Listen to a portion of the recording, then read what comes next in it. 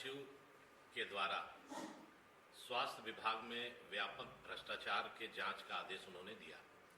सबसे पहले मैं मुख्य सचिव जी को धन्यवाद आभार व्यक्त करता हूं कि देर से ही सही लेकिन सरकार की परत दर परत जिस तरह भ्रष्टाचार की कहानी सामने आ रही है और लूट का झारखंड बनते जा रहा है, उस कड़ी में मुख्य सचिव ने अपने पत्र के द्वारा स्वास्थ्य विभाग के सचिव को जांच का आदेश दिया। और ये जो आरोप है कि स्वास्थ्य मंत्री ने अपने पद का दुरुपयोग करके अपने समाज के नजदीकी व्यक्तियों को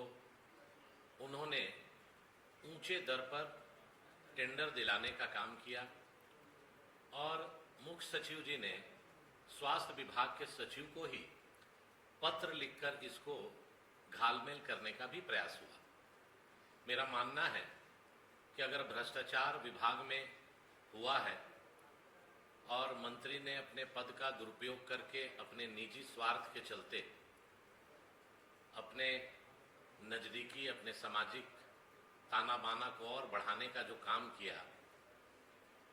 तो मुख्य सचिव को स्वतंत्र जांच एजेंसी से अनुशंसा करनी चाहिए थी। अब आप सोचिए कि दूध की रखवाली बिल्ली को ही सौंप दी गई। जो विभाग पर आरोप है उसी के सचिव को ही चिट्ठी लिख दिया गया। तो भारतीय जनता पार्टी मांग करती है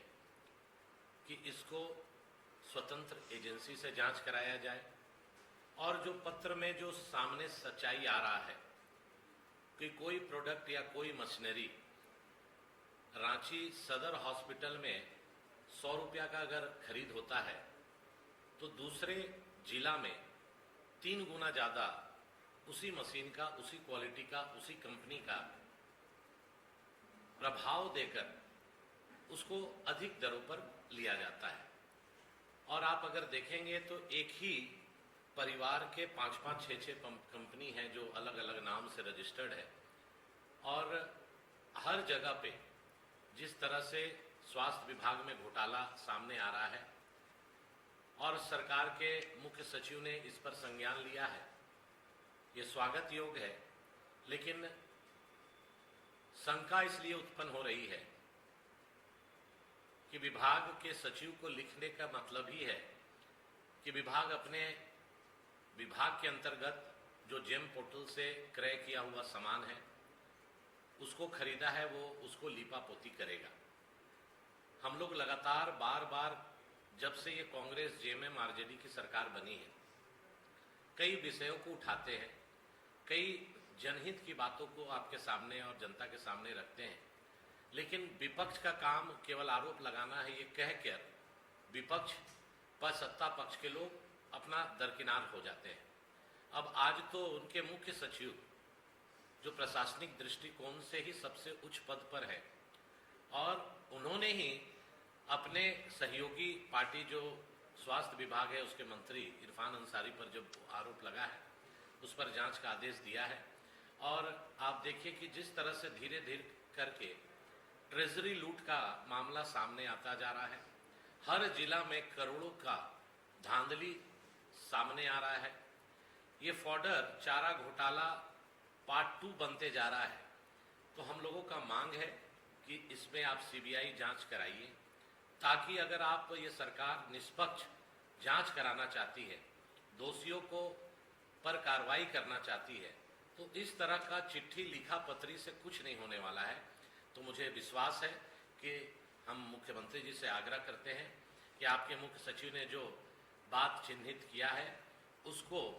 अंतिम मुकाम तक पहुंचाने का काम करें और जो संलिप्तता मंत्री की है ऐसे मंत्री को तत्काल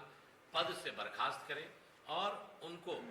इसमें जो भी लोग संलिप्त हैं, जो पदाधिकारी संलिप्त हैं, उस पर एफआईआर दर्ज हो और ताकि कांग्रेस जेएमएम का जो 6 वर्षों का ये कार्यकाल में लगातार लूट है, बालू का लूट हो रहा है, हम सभी जानते हैं, कोयला का लूट हो रहा है, हम सभी जानते हैं, जमीन का लूट झारखंड में बड़े पैमाने पे हो रहा है, वो सभी हम जानते हैं। अब तो ये बालू कोयला लोहा छोड़िए, सरकारी खजाना का लूट ट्रेजरी में पहले हुआ, अब विभाग के अंदर 1 रुपया का चीज को 3 रुपया 5 रुपया में कैसे प्रभाव और दबाव देकर इसको खरीदा जाए, तो ये हम लोगों का भारतीय जनता पार्टी का मांग है कि इस पर निष्पक्ष स्वतंत्र एजेंसी से जांच हो, ताकि दूध का दूध और पानी का पानी सामने आए। विभागीय जांच के लिए अगर वो लिखे हैं तो आप समझ जाइए कि विभाग जो इस घोटाला में संलिप्त है, तो जो संलिप्त है आप उसी को जांच का जिम्मेवारी देंगे तो लिपापोती का काम होगा। तो भारतीय जनता पार्टी का मांग है कि आप कोई दूसरे एजेंसी से करा लीजिए ना, आपको जिसमें संतुष्टि लगता है सरकार को उसी एजेंसी से करा लीजिए, न्यायिक जांच करा लीजिए, सीआईडी जांच करा लीजिए, सीबीआई जांच करा लीजिए, लेकिन इस तरह से बातों को ढकना और समेटना सरकार की आदत हो गई है, जो भारतीय जनता पार्टी मांग करती है। और ये ज्यादा दिन नहीं छुपता है, पेपर कभी मरता नहीं है, टेंडर का जो डॉक्यूमेंट है वो कभी बाहर नहीं जाएगा। आने वाले समय इसमें गंभीर परिणाम जो भविष्य में आएंगे, अभी इस पर पटाफेच होना चाहिए ताकि भविष्य में ऐसी घटना ना घटे।